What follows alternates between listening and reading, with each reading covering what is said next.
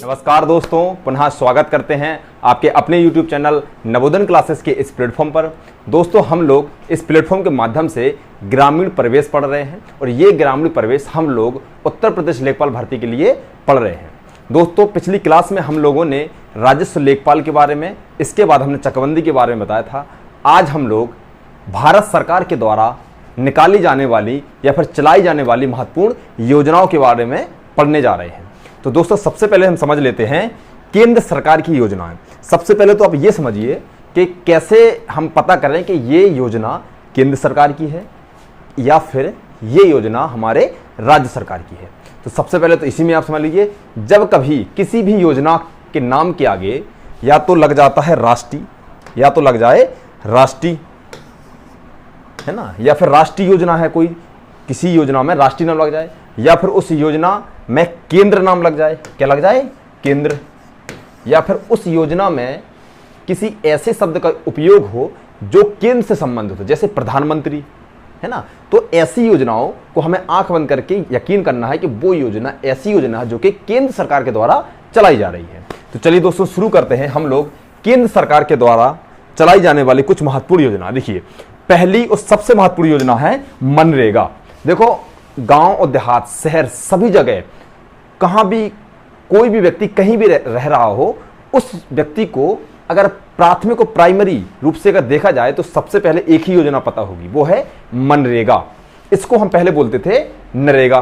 तो सबसे पहले हम इसको थोड़ा हिस्ट्री में जाते हैं। तो देखिए, ये वर्तमान में अभी जो योजना है, उस योजना का नाम है महात्मा गांधी राष्ट्रीय रोजगार गारंटी योजना। इसमें क्या है कि इसको पहले हम कहते थे नरेगा। देखिए, नरेगा को हम शुरू करते हैं। देखिए, नरेगा की जो शुरुआत है वो 2 फरवरी 2006 से शुरू होती है। 2 फरवरी 2006 से नरेगा की शुरुआत होती है। अगर क्वेश्चन आए कब से शुरुआत होती है तो ये आपके सामने आंसर है। अगर ऑप्शन में ये आए किस अधिनियम के द्वारा होती है, तो अधिनियम 2005, अधिनियम 2005 में इसको बनाया गया था। अब देखिए, इसके चरण कितने हैं, संख्या पूछी जा सकती है। तो इसके चरणों की जो संख्या है वो है 3 चरण में इस रोजगार योजना को शुरू किया गया था।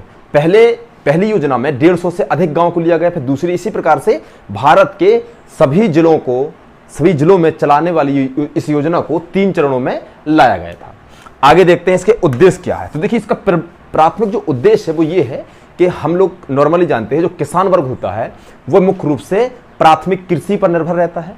और कृषि जो काम है, जैसे मान लीजिए हम कोई खेती कर रहे हैं, तो खेती करने के लिए ऐसा तो है नहीं कि हम लोग 12 महीने खेत पर या फिर खेत पे ही काम करें।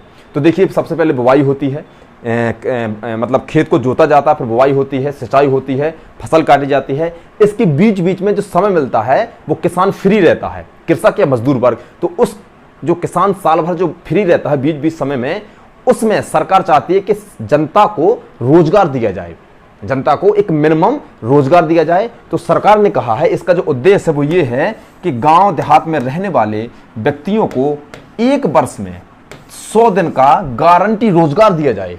1 साल में 100 दिन का गारंटी रोजगार दिया जाए।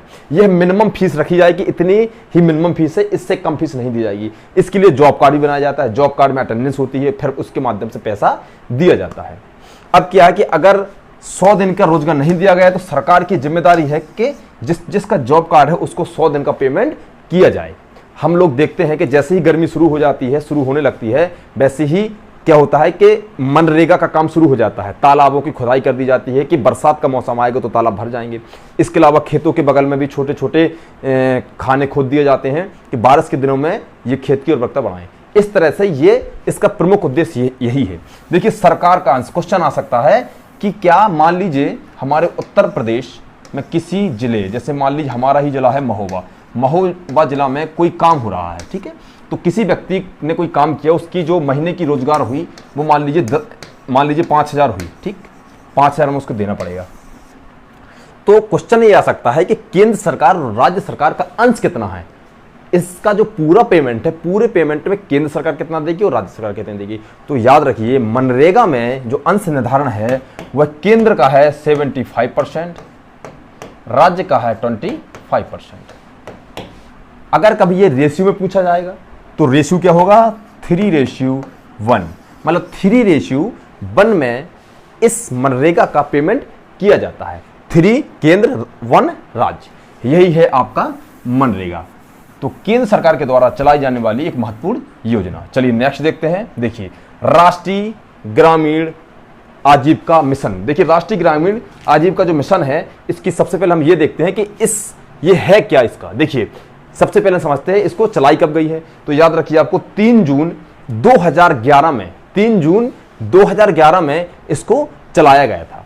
क्या है इसका, अब सबसे पहले करते हैं कि इसको शुरुआत कहां से किया गया है। तो देखिए राष्ट्रीय ग्रामीण आजीविका मिशन की जो शुरुआत है वो राजस्थान के बांसवाड़ा नामक जिले से इसकी शुरुआत की गई थी। अगला देखते हैं इसका उद्देश्य क्या है। तो देखिए सबसे पहले हम ये समझते हैं कि इसका उद्देश्य इसके शब्दों में ही छिपा होता है, राष्ट्रीय ग्रामीण आजीविका मिशन। देखिए आज भी हमारा देश आजाद होने के बावजूद भी आज भी हमारे देश के जो अधिक आबादी है वो गांव में रहती है, और गांव के लोगों की जो स्थिति है वो आज भी बहुत ही बद से बदतर है।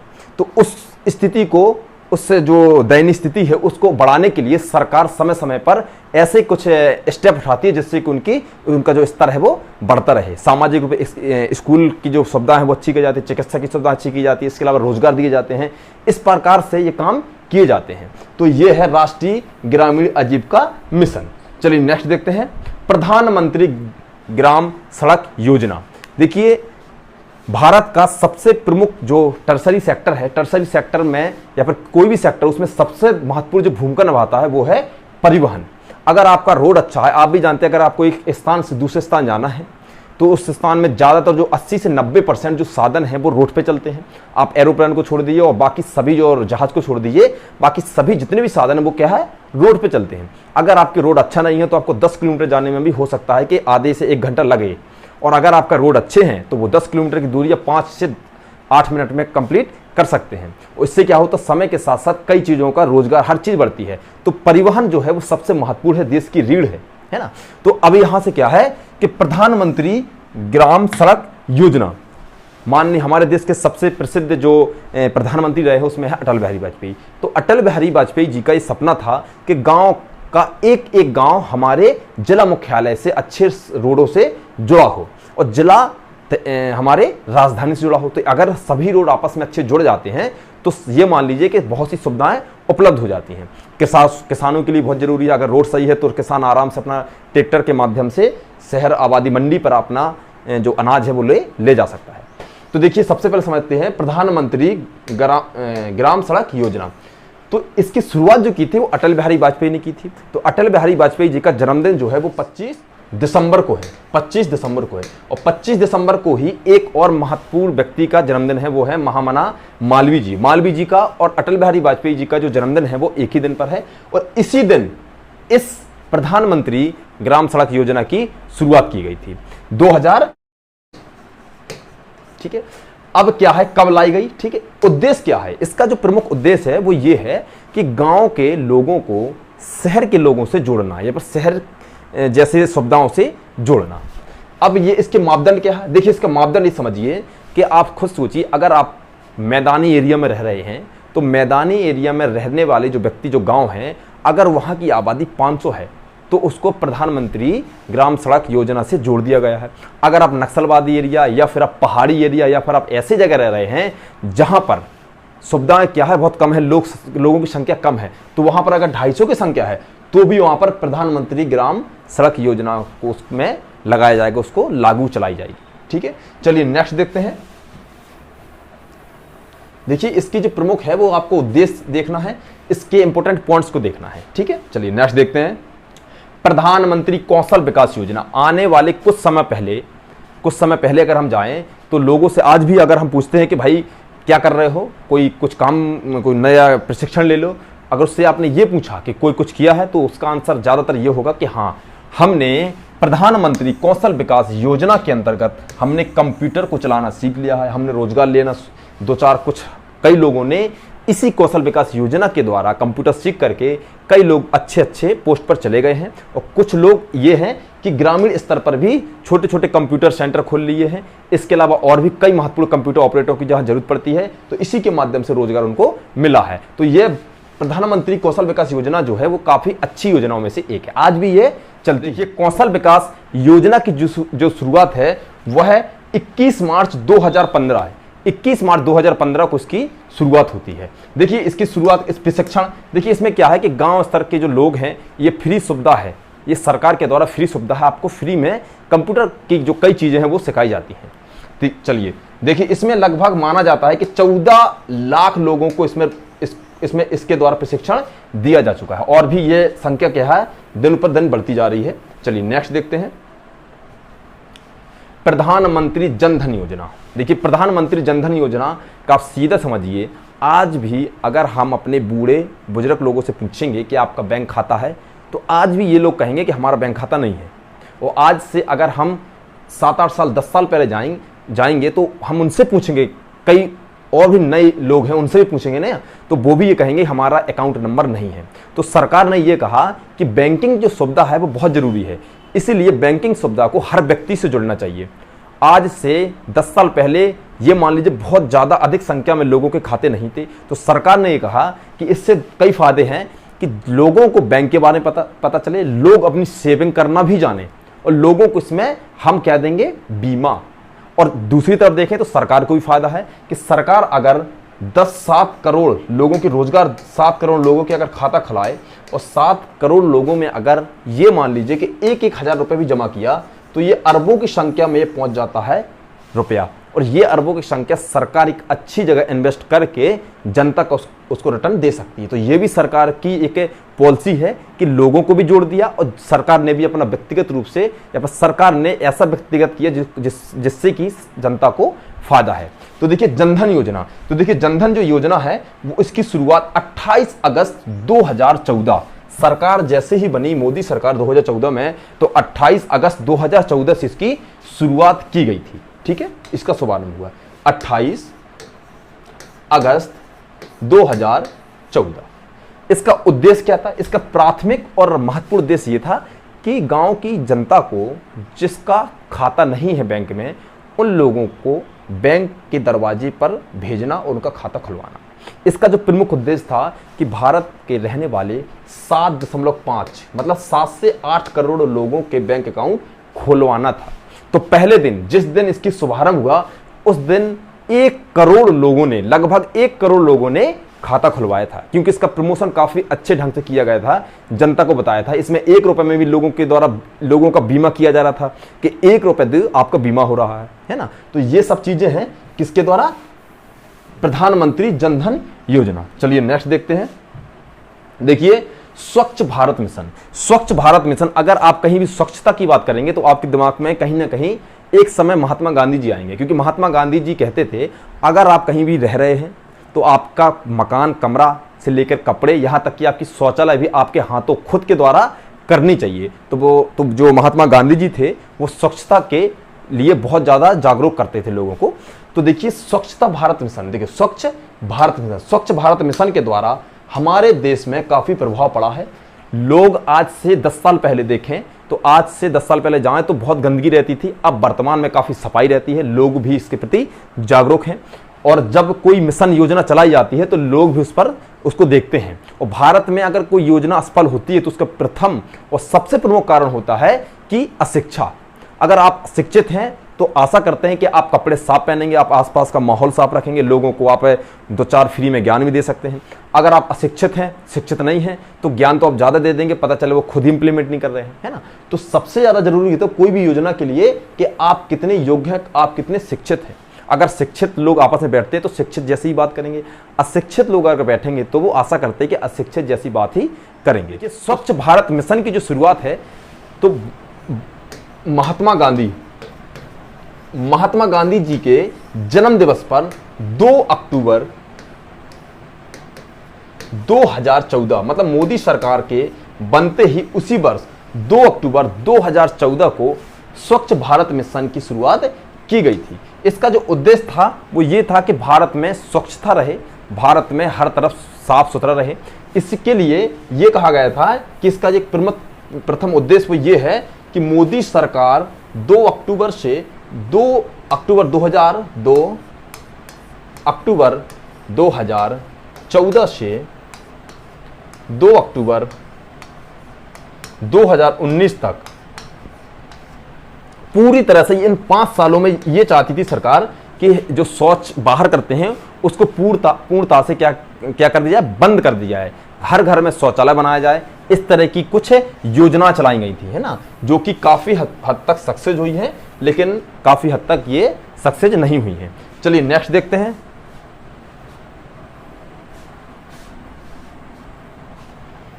देखिए नमामि गंगे, जैसे कि नाम से ही समझ में आ रहा है, नमामि गंगे मतलब ऐसी योजना जो कि गंगा नदी से संबंधित है, गंगे। तो देखिए हमारे देश की जो मेन रीढ़ है, अगर हम लोग जाने, कृषि है, और कृषि तब तक जीवित है जब तक पानी है। अगर पानी नहीं है तो कृषि असंभव है। और हमारे देश की नदियां, हमारा जो देश है वो सबसे ज़्यादा जो कृषि है, उत्तर भारत अगर देखें तो उत्तर भारत में सबसे ज़्यादा कृषि डिपेंड है पानी पर। और पानी सबसे ज़्यादा कहाँ है? उत्तर भारत में, नदियों में।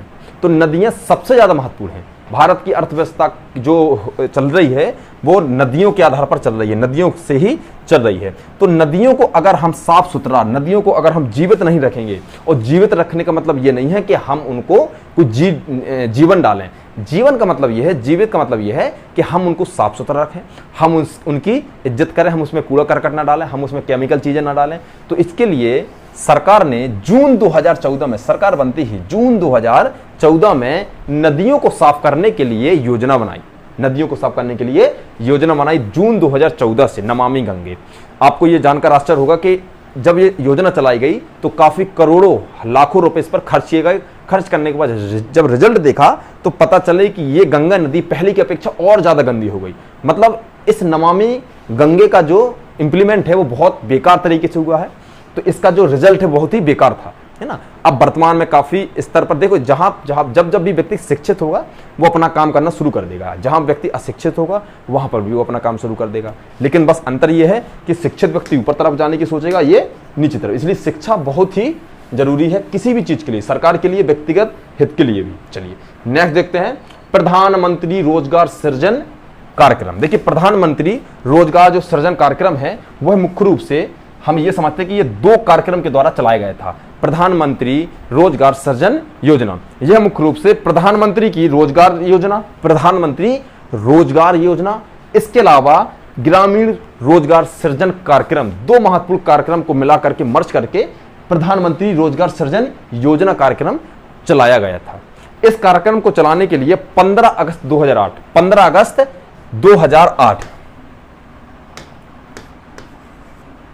15 अगस्त 2008 को इस कार्यक्रम को चलाया गया था। ठीक, चलिए नेक्स्ट देखते हैं। ये 2 महत्वपूर्ण योजनाओं का एक मर्ज है। चलिए नेक्स्ट देखते हैं। देखिए रफ्तार योजना। रफ्तार योजना का मतलब है कि राष्ट्रीय कृषि विकास योजना। देखो राष्ट्रीय कृषि विकास योजना एक महत्वपूर्ण योजना है ग्रामीण से संबंधित, ठीक है। तो इस योजना को थोड़ा सा अच्छा करने के लिए इसका नाम जो है वो परिवर्तन करके रफ्तार कर दिया। इसका क्या कर दिया नाम? रफ्तार योजना। इस योजना का जो प्रमुख उद्देश्य था वो ग्रामीण स्तर पर रह रहे किसानों को अपने खेती में विकास करने के लिए, रफ्तार के लिए हेतु इस योजना को बनाया गया था। किस तरह से हम खेती में रफ्तार दें, है ना। तो रफ्तार देने के लिए अब जैसे हमें कोई खेती करनी है तो हम लोग जनरली बीज उपयोग करते हैं। अगर हमको विकास, हमें अगर इसमें प्रशिक्षण मिल गया तो हम लोग बीजों को अच्छी तरह से उपयोग करेंगे। किस समय पर कौन सा मानसून आएगा इसका भी हमें जानकारी रहेगी कि अब हमें बोना चाहिए। पता चले कभी कभी कोई किसान जल्दी बो देता है, उसने मानसून नहीं देखा कि मानसून आने वाला है, पता चले बो दिया, इसके बाद मानसून नहीं आया तो नुकसान हो जाता है। इसीलिए ये माना जाता है कि आप किसी को अच्छे करने के लिए समय समय पर प्रशिक्षण लें। जैसे बीज भंडार है, अगर हमें पता है कि अब बारिश होने वाली है या फिर हमें ये लगा कि अब इस बीज के दाम बढ़ने वाले हैं, जैसे मान लीजिए मटर हुआ, मटर को हमने तुरंत सप्लाई कर दिया और पता चले कि हम अगर प्रशिक्षित होते तो उसमें लिखा होता कि 10 दिन बाद इस मटर का दाम इतना हो जाएगा, इस मंडी में इतनी ज़रूरत है, इस मंडी में यहाँ जाएगा। हम लोग क्या करते हैं, बेच आए, पता चले कि हमने 50 रुपये के भाव से बेचा, आने वाले 10 दिनों बाद वो 60 का हो गया और वो कई कुंटल में होता है, तो सीधे सीधे किसान को कई हजारों का लॉस हो सकता है। तो प्रशिक्षण के माध्यम से रफ्तार योजना, राष्ट्रीय कृषि विकास योजना में कृषि से संबंधित काफ़ी हद तक चीज़ों को बताई जाती है। ठीक है, रफ्तार योजना। ये मुख्य रूप से इसका जो बजट है और इसका जो इस योजना का अनुपात है वह लगभग 60:40, केंद्र का 60 है और राज्य का 40 अनुपात रखा गया है। चलिए इसके अंतर्गत ये देखते हैं कि कुछ विशेष राज्यों में इसका अनुपात 90:10 रखा गया है। 90:10 रखा गया है। जो पिछड़े एरिया हैं इन एरियो में 90:10 रखा गया है। चलिए नेक्स्ट देखते हैं, भारत नेट योजना। देखिए भारत नेट जो योजना है ये काफी पुरानी योजना है, यह बहुत पुरानी योजना है। इसका मतलब ये था कि गांव में रह रहे जो ग्रामीण स्तर के जो लोग हैं उनको कनेक्ट करके केंद्र से जोड़ना। केंद्र से जोड़ने का मतलब है कि उनको ऐसी योजना देना, ऐसी चीजें सेवा देना जिससे कि उनको पता चल सके। देखिए आज के जमाने में हर चीज नेट है, हम आपके सामने बोल रहे हैं, आप हमको देख रहे हैं, ये केवल और केवल एक चीज का कारण है, वो है नेट। कि आपके मोबाइल में नेटवर्क है, आपके मोबाइल में जीबी है, उसका आप उपयोग करके यूट्यूब के माध्यम से आप हमको देख रहे हैं। इसी के माध्यम से ग्रामीण क्षेत्रों को अगर हमें शहर की आबादी से जोड़ना है, शहर के क्षेत्रों से जोड़ना, शहर के विकास से जोड़ना है तो नेट होना बहुत जरूरी है। तो सरकार चाहती थी कि गांव का एक एक क्षेत्र क्या हो, नेटवर्क से जुड़े, भारतीय नेटवर्क से जुड़े कि क्या चल रहा है, असलियत में चल क्या रहा है विदेशों में, अगर असलियत में चल क्या रहा है शहरों में, है ना, पूरा देश दुनिया के बारे में भी जान सकते हैं। तो देखिए भारत जो नेट है यह मुख्य रूप से देखिए यह इसको क्या है कि इसको पहले प्रथम चरण चलाया गया था, फिर दूसरा चरण चलाया गया था। तो देखिए इसका सबसे महत्वपूर्ण यह है कि दूर दराज क्षेत्रों के, गांव के दूर दराज क्षेत्रों को शहर के क्षेत्रों से जोड़ना, नई नई योजना बताना। चलिए देखिए नेक्स्ट देखते हैं, संपूर्ण बीमा ग्राम योजना। देखिए सरकार का एक महत्वपूर्ण यह था कि सरकार यह चाहती है कि गांव में रहने वाले व्यक्तियों का आवासों का बीमा कवर हो, आवासों का बीमा कवर हो। उसके लिए सरकार ने चलाया है कौन सा, संपूर्ण बीमा ग्राम योजना। संपूर्ण बीमा ग्राम योजना की जो शुरुआत है वो 13 अक्टूबर 2017 को की गई थी। वह 13 अक्टूबर 2017 में इसको शुरुआत किया गया था। इसका जो प्रमुख उद्देश्य था कि आवासों को सुरक्षा बीमा करके कवर दिया जाए उसका, ठीक है। चलिए नेक्स्ट देखते हैं, देखिए विश्वकर्मा श्रम सम्मान योजना। देखिए विश्वकर्मा श्रम सम्मान योजना, जैसे कि नाम से ही पता चलता है, जो विश्वकर्मा थे वह भारत के पहले हस्तशिल्प माने जाते थे, वह पहले हस्तशिल्प माने जाते थे। जो कलाकृति करते हैं हम लोग, ये माना जाता है कि विश्वकर्मा जी पहले व्यक्ति थे जो कि हस्तशिल्प नाम की चीज लाए थे। तो देखिए ये क्या है, विश्वकर्मा श्रम सम्मान योजना। इसका मतलब है कि ऐसी योजना जिसमें कई साल पहले हमारा भारत प्रसिद्ध था जिन चीजों में, हस्तशिल्प और परंपरागत कामों के लिए वो पिछड़ते जा रहा है, तो उसको बढ़ावा देने के लिए इस योजना को लाएगा। इस योजना का शुरुआत कब हुई थी, 24 जनवरी 2019 में। 24 जनवरी 2019 में, जैसे मान लीजिए कोई व्यक्ति मूर्ति बनाने में एक्सपर्ट है तो उस व्यक्ति को मूर्ति बनाने के लिए प्रोत्साहन किया जाएगा। उस मूर्ति को भारत ही नहीं बल्कि बाहर भी उसको बेच करके अर्निंग की जा सकती है। अब क्या है कि कुछ परंपरागत हस्तशिल्पों पर ध्यान देना। हमारा भारत काफी पुराना देश है, बहुत ही प्राचीन देश है, इसमें ऐसे ऐसे कलाकृति व्यक्ति थे कि आज भी पूरा विश्व लोहा मानता है ना। तो एक जला एक उत्पाद योजना को भी इसमें सहयोग मिला।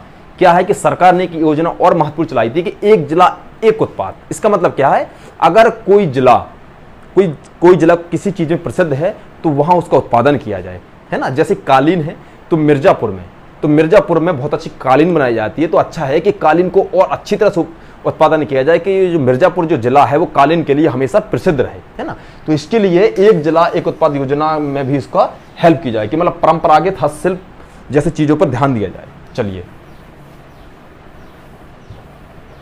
देखिए नेक्स्ट देखते हैं, देखिए सौभाग्य योजना। देखिए सौभाग्य योजना का मतलब है ऐसी योजना जिसमें इसका उद्देश्य था कि बिजली से जोड़ना लोगों को। आज भी हम देखते हैं कि आज भी कई गांव में बिजली नहीं है, तो ये बहुत ही मतलब शर्मसार करने वाली चीज है कि आज भी कई गांव में बिजली नहीं है, कई गांव में रोड नहीं है, है ना। तो सरकार का उद्देश्य था कि सौभाग्य योजना के द्वारा हमारे देश के हर गांव में बिजली दी जाए। इसके अलावा जो भी व्यक्ति हैं जहां पर बिजली, जो व्यक्ति इसको अफोर्ड नहीं कर सकते हैं कि बिजली का कनेक्शन लें, तो उन व्यक्तियों को भी फ्री में कनेक्शन दिया जाए, है ना। तो फ्री में कनेक्शन दिया जाए और ज़्यादा से ज़्यादा लोगों को सौभाग्य योजना के द्वारा जोड़ा जाए। तो इसकी शुरुआत जो है वो 25 सितंबर 2017 से इसकी शुरुआत की गई। किसकी? सौभाग्य योजना। सौभाग्य मतलब होता है कि हम सौभाग्य हुए कि हमको बिजली मिली, है ना, इतना समझिए। चलिए नेक्स्ट देखते हैं। देखिए नेक्स्ट देखते हैं, प्रधानमंत्री वय वंदना योजना। देखिए प्रधानमंत्री वय वंदना योजना का मतलब होता है कि देखिए हम इतना जानते हैं कि हमारे जो पूर्वज हैं वो, हमारे पूर्वज का मतलब है कि आने वाली 1-2 पीढ़ी उनके समय पे जाएं तो एक दूसरे का बहुत क्या करते थे, सम्मान करते थे, है ना, कि पिता हैं तो पिता हैं, ये नहीं है कि पिता है तो जाइए आप, है ना। आज के समय में देखते हैं कि आज भी हमारे देशों में जो संख्या है वो अनाथ आश्रम, वृद्धाश्रम की बहुत संख्या बढ़ रही है। इसका मतलब यह है ये आदमी अपने माँ बाप को अपने साथ न रख के वृद्धाश्रम में भेज देते हैं, है ना। तो इसके लिए सरकार चाहती है कि प्रधानमंत्री वय वंदना योजना के माध्यम से जितने भी हमारे जो बूढ़े होने वाले व्यक्ति हैं उनका बीमा कराया जाए। और बीमा कराने के बाद उनको हर महीने एक पेंशन के रूप में कुछ रुपए दिए जाए, है ना। जैसे मान लीजिए आप नौकरी करते हैं तो नौकरी करने वाले व्यक्ति को पेंशन दी जाती है ना। और नए नौकरी जितने भी 2014 के बाद हुए हैं तो उनके लिए सरकार ने एनपीएस का माध्यम से ये कहा गया कि आपको पेंशन मिलेगी, लेकिन आप कुछ रुपए दीजिए, कुछ हम देंगे, दोनों मिलाकर के आपको पेंशन दी जाएगी। लेकिन जो व्यक्ति नौकरी नहीं करते, जो कुछ छोटा छोटा बिजनेस करते हैं या फिर कुछ ऐसे व्यक्ति हैं जो कारीगरी राजमिस्त्री वाले काम करते हैं, तो उन लोगों के लिए भी सरकार चाहती है कि आप सुरक्षित फील करें, महसूस करें। उसके लिए प्रधानमंत्री वय योजना है, इसके माध्यम से रुपए जमा करिए और सरकार आपको एक मिनिमम रुपए आपको दे, ठीक है। एग्री उड़ान योजना। देखिए एग्री उड़ान योजना का मतलब होता है ऐसी योजना जिसमें किसानों को, देखिए एग्री मतलब होता है खेती, उड़ान मतलब उड़ी, मतलब ऐसी योजना जिसमें कृषि के माध्यम से आप काफी ऊपर तक जा सकते हैं, नई नई आपको चीजें बताई जाएंगी, है ना। तो इस योजना का ये था कि गांव के जो गांव में रहने वाले जो किसान हैं, जो अशिक्षित हैं, उन किसानों को खेती का प्रशिक्षण देकर काफी ऊपर तक ले जाया जाए। देखिए इसका जो प्रमुख उद्देश्य था वो खेती और पशुपालन से था। क्वेश्चन आ सकता है कि एग्री उड़ान योजना किससे संबंधित है, तो खेती और पशुपालन से, खेती और पशुपालन। चलिए देखिए नेक्स्ट देखते हैं। देखिए प्रधानमंत्री ग्रामीण डिजिटल साक्षरता योजना। प्रधानमंत्री ग्रामीण डिजिटल साक्षरता जो अभियान है, इसका मतलब है कि इसका जो उद्देश्य था कि गांव में रहने वाले व्यक्तियों को प्रशिक्षण दिया जाए। देखो इसमें भी आप देख सकते हैं, ये शिक्षित हैं, ये इनको कंप्यूटर के माध्यम से इनको बता रहे हैं चीज़ों को। यहाँ भी आप देख सकते हैं ये महिलाएं काफ़ी हद तक आप देख सकते हैं कि कंप्यूटर के माध्यम से ये क्या है, प्रशिक्षण ले रही हैं। जब गांव में अगर शिक्षा बढ़ेगी तो सीधा है उसका जो प्रॉफिट है वो देश की अर्थव्यवस्था, देश के विकास में होगा। तो इसकी शुरुआत जो है वो 8 फरवरी 2017 से गई थी। 8 फरवरी 2017 से प्रधानमंत्री ग्रामीण डिजिटल साक्षरता अभियान की शुरुआत की गई थी। इसका जो प्रमुख उद्देश्य था कि भारत में रहने वाले 6 करोड़ लोगों को रोजगार दिया जाए। चलिए इस प्रशिक्षण दिया जाए। देखिए नई योजना है कुसुम योजना, किसान ऊर्जा सुरक्षा व उत्थान महाअभियान। देखिए हमारे देश में जो ऊर्जा है वो समय समय पर कम होती है। देखो जो ऊर्जा है वो 2 प्रकार की होती है। ऐसी ऊर्जा जो खत्म, एक बार यूज की वो खत्म हो गई। ऐसी ऊर्जा जो एक बार यूज की दोबारा भी उसको हम उपयोग कर सकते हैं। तो देखिए हम जो बिजली उत्पादन लेते हैं, जो बिजली बनती है वो कई प्रकार से बनती है। कोयले से भी बनती है ना, और यूरेनियम से भी बनती है ना, कई प्रकार से बनती है। अब क्या है, ऊर्जा का नया स्रोत ढूंढा है। विश्व की सबसे, मतलब विश्व की नहीं, ब्रह्मांड की सबसे बड़ी जो ऊर्जा है वो खुद एक सूर्य है, समझ लो तारा है ना। तो सूर्य एक बहुत बड़ी क्या है, ऊर्जा है। तो सूर्य के प्रकाश जो है वो कई करोड़ों वर्षों से लगातार निरंतर आ रहा है और कई करोड़ों लाखों सालों तक ये निरंतर आएगा। तो वैज्ञानिक जो हैं, हमारे जो रिसर्च करता है, इनके माध्यम से एक नई ऊर्जा का हमने आविष्कार किया था, वो है सौर ऊर्जा। मतलब प्रकाश से हम लोग ऊर्जा बनाएं। तो क्या है कि कुसुम योजना के द्वारा किसानों को यह बताया गया है कि अब आप बिजली का उत्पादन ना करके, बिजली से पंप से ना चला करके सूर्य के द्वारा बनने वाली बिजली से आप इसको चलाइए, है ना। तो सरकार चाहती है कि ज्यादा से ज्यादा, देखिए ये जो है आप कितना कर लीजिए, बिजली आपको किसानों को देनी ही पड़ेगी। अगर आपने किसानों को बिजली नहीं दी, किसानों की बिजली आपने काटी, तो एक समय आप जब सरकार को खुद महसूस होगा कि हमारा उत्पादन कम क्यों हुआ है, आंसर आएगा आपकी बिजली नहीं दी, अपना उत्पादन जो है वो कम हुआ, क्यों हुआ है, पानी नहीं मिला। तो फाइनली आपको बिजली आपको देनी ही पड़ेगी।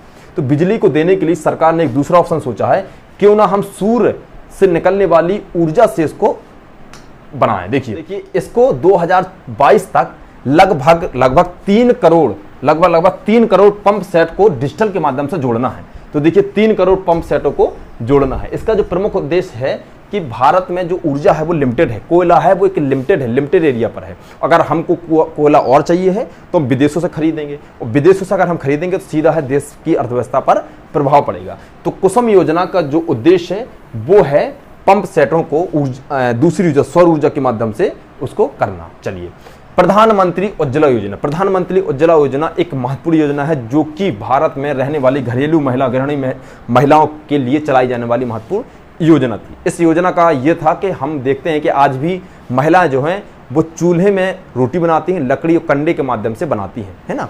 तो इसको खत्म करने के लिए सरकार चाहती है कि प्रधानमंत्री उज्ज्वला योजना। तो देखिए प्रधानमंत्री जी चाहते हैं कि हमारे गांव देहात में रहने वाली महिलाएं भी सिलेंडर का उपयोग करें।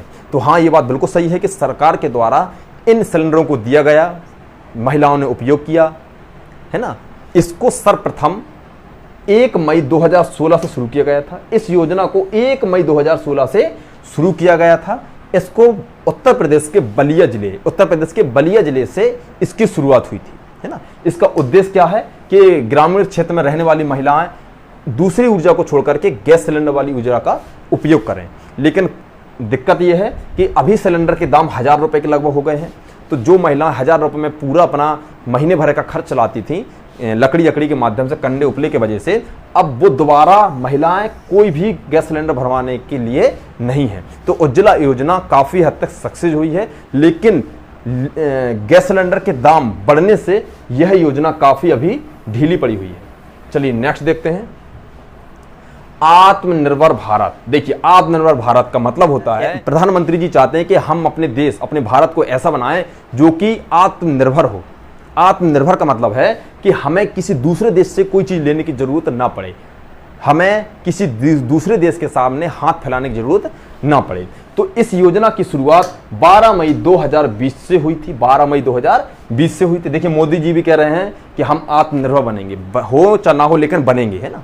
तो उसका जो प्रमुख उद्देश्य था कि हम आत्मनिर्भर बने, अपने उत्पादन खुद का उत्पादन करें, खुद का उसका उपयोग करें और इंपोर्ट से ज़्यादा एक्सपोर्ट करें, आयात से ज़्यादा निर्यात करें। तो आज हमने दोस्तों केंद्र सरकार के द्वारा चलाई जाने वाली महत्वपूर्ण योजनाओं को देखा है। आने वाली क्लासेस में हम केंद्र सरकार के साथ साथ राज्य सरकार की भी कुछ महत्वपूर्ण योजनाओं को देखेंगे। और दोस्तों 2-4 और वीडियो के बाद हम सीधे ऑप्शनल पे आएंगे।